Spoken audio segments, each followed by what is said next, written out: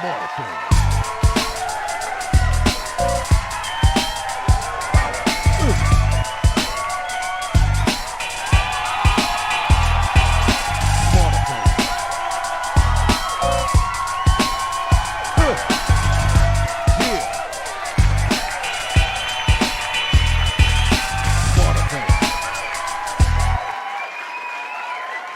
Hey everybody, welcome to another segment of Smarterfan Podcast, where we bring you behind the veil of sports, business, and life. I'm Joe, this is Barry. What's going on, Barry?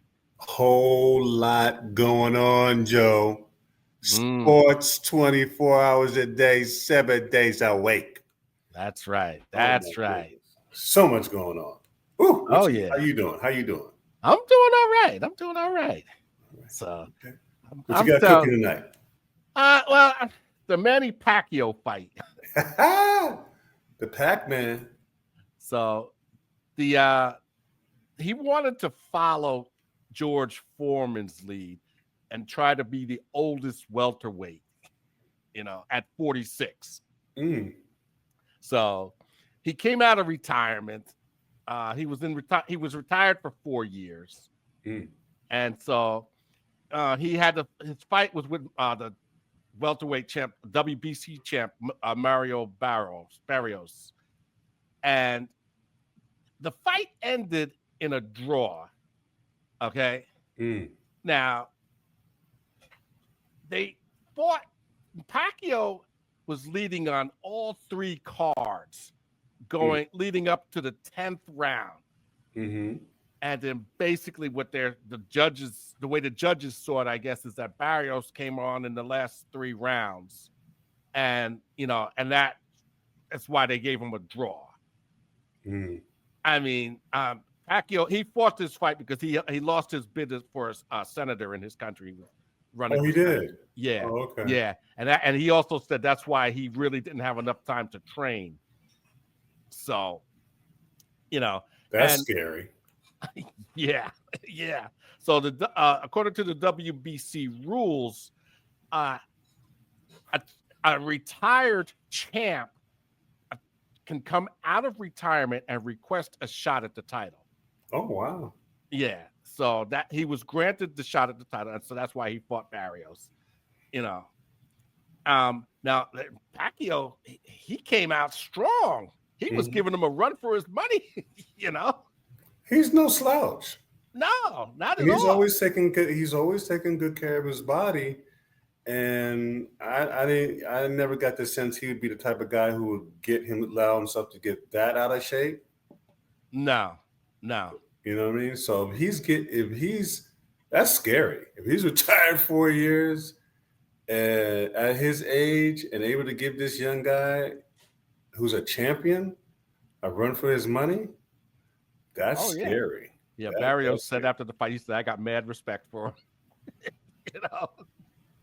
because that was just they put on a show. I got to give him that. But my opinion, I think Pacquiao should have won the fight. If you're leading on all three cards going into the 10th round of a 12-round fight, I would think that's a fight you should win. Unless you get knocked out. But boxing it's always about the next fight. Because somebody probably didn't think far enough ahead to say, well, how do we market Pacquiao if he wins? Does he go back into retirement? There's a lot of unknowns then. So what fight do we make happen for him if he stays? You see what I'm saying? At least with a draw, he can just you can kind of get kind of a gauge of, are you staying? Are you leaving? How do we set you up? What would make a good fight? It's all the business, Joe. Well, the consensus is he wants a rematch. Oh, okay. So, and he said he'll have more time to train if he gets the rematch. Okay. That could be, again, that gets the eyeballs back. Yeah. And it was at the MGM Grand where he won 24 years ago. So. Oh, okay. Back in the Las Vegas. So, So we'll have to see how that plays out. Yeah. You know. The second coming of Pacquiao. Yeah. So the Commanders. Yeah. What do you want to know? What do you want to know? Well, there was talk of the name change, but the owners are saying that's not going to happen. He's done. He's done. So. He doesn't understand, but the fans are going to let him know. There's a whole lot more Redskin fans than Commander fans. And he's going to find out. People don't want to call them the Commanders. I mean, if you have the Atlanta Braves and Cleveland Indians and you actually had one of the chiefs of the Blackfoot Nation model for the Redskins, designed by them, and that foolishness was from the Snyder era, which was just a big zero. Well, one thing is for sure, there's going to be a lot of Redskin fans in the stadium come November 2nd because they're retiring Artie's number. Well, I rest my case. Art Month. Yes, they're retiring his number. So, and I mean, they did a thing on YouTube where Doug Williams and Gary Clark and Ricky Sanders, they all went to his house, and they surprised him. That was really well done. It was well done. I saw that, and I brought back a lot of great memories. Yeah. Brought back a lot of great memories. Yep, Art Monk from White Plains, New York. That's right. Battle Hill, to be exact. Really? He lived on Battle Hill. Oh, wow. He lived right across the street from me. Oh, really? Yeah. I didn't know. Oh, yeah. He lived right across the street from me. I grew up with him. Oh, wow. Oh, that's what's up. Oh, yeah. I got pictures of him at my birthday parties and stuff. Really? Oh, yeah. When we were kids. Oh, wow. Okay. So I'd love to go down there and see that. I'm gonna have to work on that. When is it? November 2nd. It's a Sunday night game. They're playing the Seahawks. Wow. Yeah, see, you gonna try to get tickets to the game? I'm gonna look into it, definitely. Yeah. Well, let me know. Okay. I'll take the ride with. I'd like to make that happen. Yeah. And since you grew up with him, you never know. We may be able to get a shot at him. Yeah, we'll see. Anything's possible. You know me, Joe.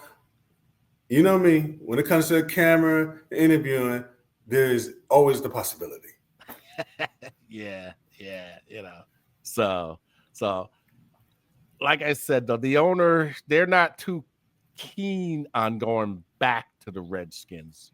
They don't understand legacy. Everybody's trying. These people try too hard to paint their own lane. How are you going to ignore almost nearly 100 years of Redskin history? It doesn't even make any sense. To command what? Anyway, don't give me. Let me stop. So, well, anyway, we also got another situation going on with the WNBA players in the CBA. Oh, Lord. Now, I said earlier on that this was going to get ugly. Mm-hmm. And the players, they're not having it right now with what they've been offered. I don't know. I don't understand. I do think there's sort of a compromise, but the players got to realize you got to put on a better product. Yeah, and I don't think it's even all on the players. I think it's a lot with the coaches and getting the right coaches and taking the leash off of talented players.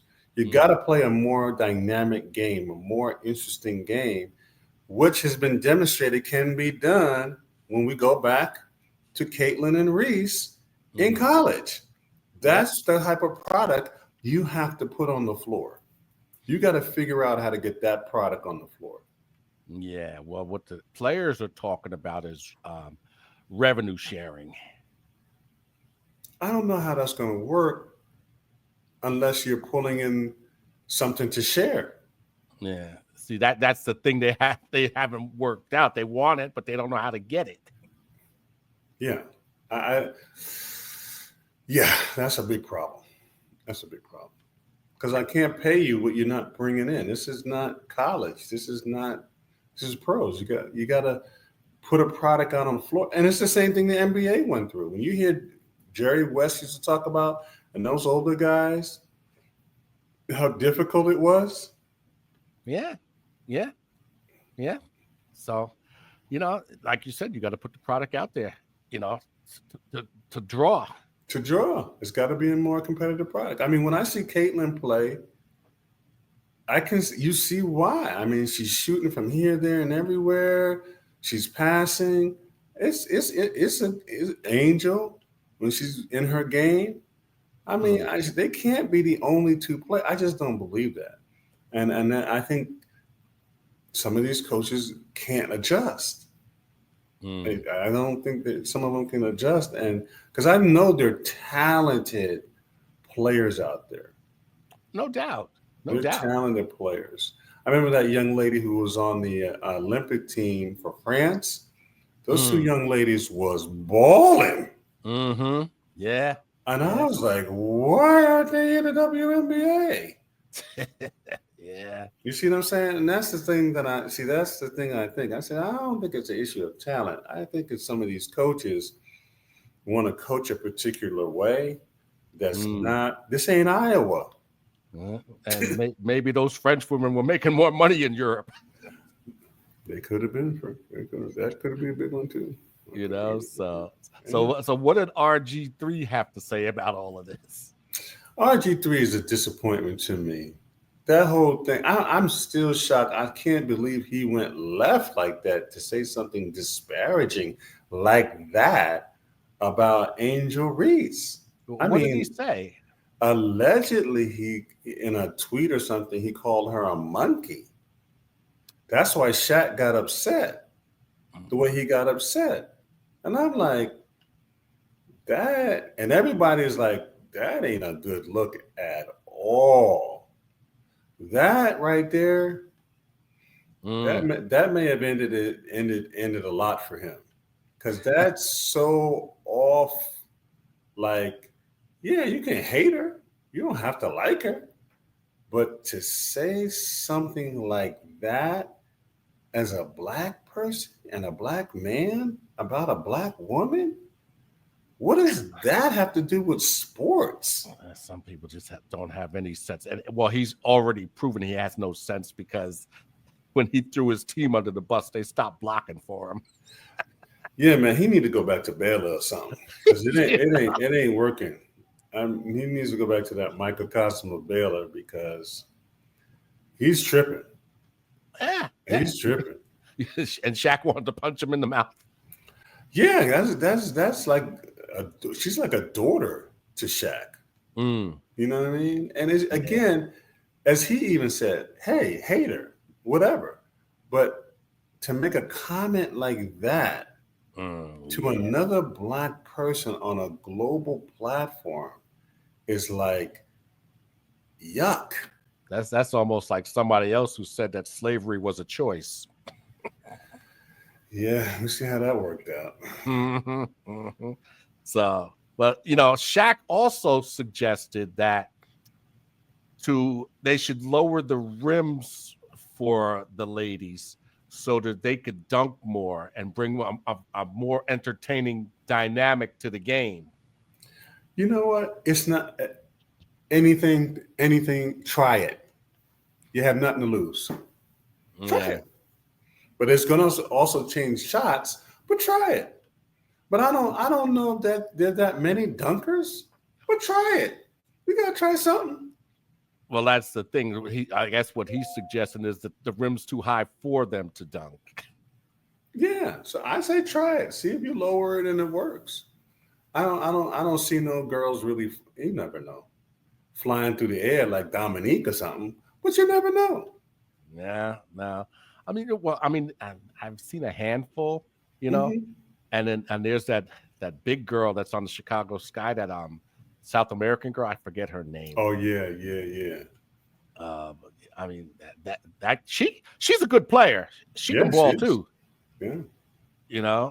So, but like you said, it's a matter of getting the product out there and figuring out a way to make it work as far as the money, because that they're basically saying that they're underpaid.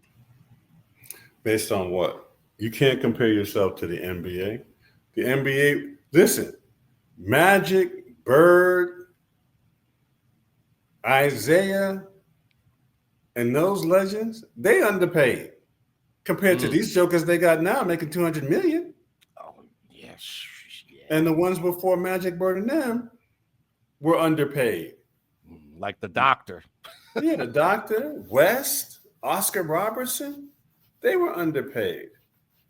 And it's a business. It's a business. You got to put out a product that draws the TV, draws the advertisers, so you can make that money. And I'm all for them getting the money, but they need to do some team to come in and help them put on a better product. The product is not the college game is more exciting. Yeah, You got to face some things. The college women's basketball is more exciting than the pros. now it is. Yeah. Yeah. And on top of that, they want to expand. They're going into Portland and Toronto in the WNBA. No, they need to expand, but you got to expand with a better product. You can't expand with this, I call it vanilla basketball, like you're playing in the Midwest at a Division III school or something. It's not going to work. Yeah. Well, it also depends on the markets you want to go into also. Well, I hope those markets that they're looking at make sense. But see, I think the market, in my humble opinion, markets matter, but they don't matter because of media. We're not living in channel 2, channel 4, channel 7 like we grew up with. We're living in the YouTube age, right? So it's not a matter of access. It's a matter of you got the players to draw the eyeballs.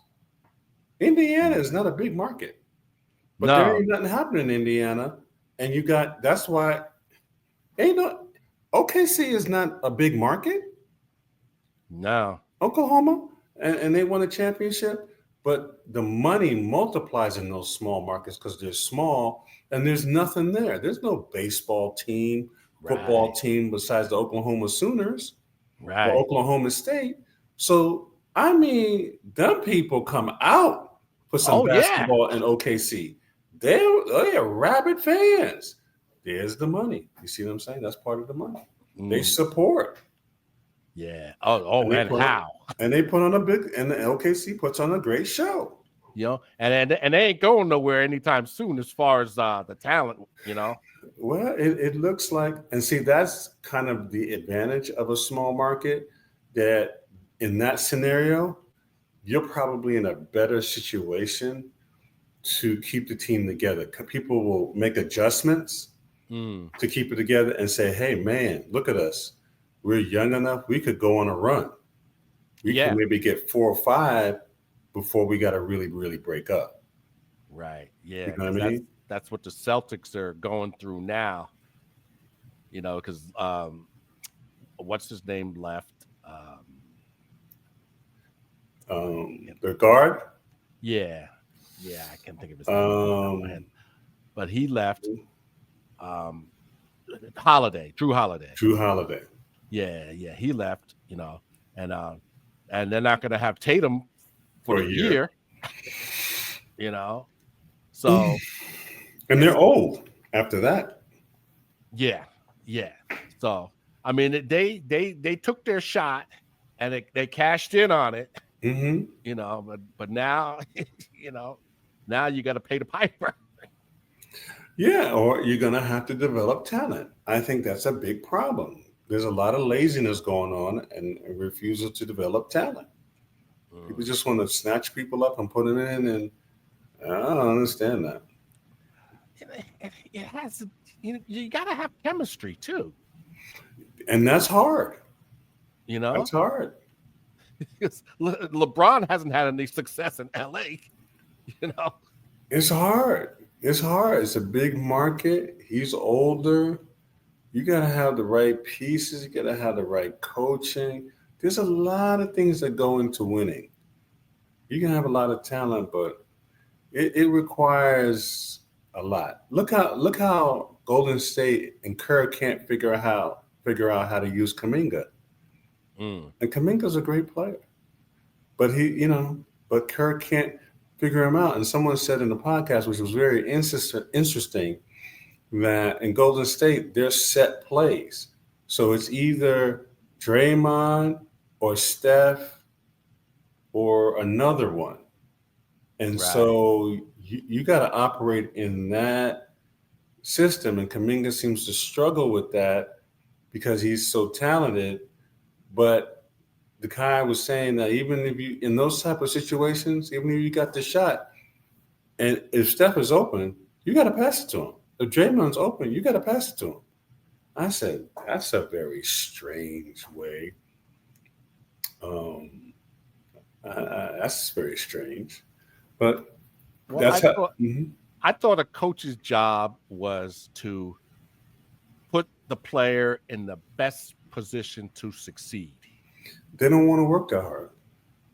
And that's what they were saying in the podcast of these players. Like, coaches don't want to work that. They don't want to work that hard.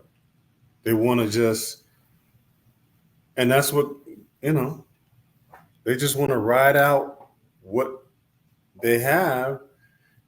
And, Well, one of the main complaints about the Knicks was they were saying Tibbs never ran any practices. Don't get me. I only got 9 minutes left. I can't. That whole tip. Yeah, but that's what they actually wanted to practice. This is the foolishness. I can't take no more. I can't. We only got 9 minutes. We got 3 minutes left. Oh no, I'm not touching that. I'm not touching that, Joe. It just every time I hear Tibbs, I mean, I like the guy, but it just gets worse and worse. I'm like, what kind of offense, defensive scheme is this? What, do you not have And see, Joe, you did it to me again. We only had 3 minutes, Joe. I'm not doing it. I'm not falling for the trap. I'm not falling for the trap. Oh no, I'm not doing it. Well, anyway, I was just reading something about Tyler Smith, the guard for the Cowboys, and he was saying that their number one goal is still the Super Bowl. I'm like, not by Jerry's account. Yeah, you can have a goal. You ain't got any players to do it. You ain't going nowhere. And Micah, he's still not get. He even said himself they're gonna drag it out until that's what they do. That's what they do. Yeah. But then it winds up costing Jerry more money because TJ Watt just got paid, so now he's got to top that. Jerry don't care. We might as well just suck it up, Joe. Jerry don't care. Yeah. All he cares is the product is in the lexicon getting attention because that's how he makes money. Oh yeah. He don't care. And it's just good enough to fill the seats. That's it. It's sad to say, but it's the reality. Hopefully next week we'll get to talk about Shedeur Sanders, his unique contract, and what is on the horizon with this new NFL. He has shaken up a lot of stuff because of social media. But that's for next week, family. As we always say on Smarterfan Podcast, Joe, stay in the game. Stay in the game. See you next week and be well. Bye-bye. All right. Good night, all. Smarterfan.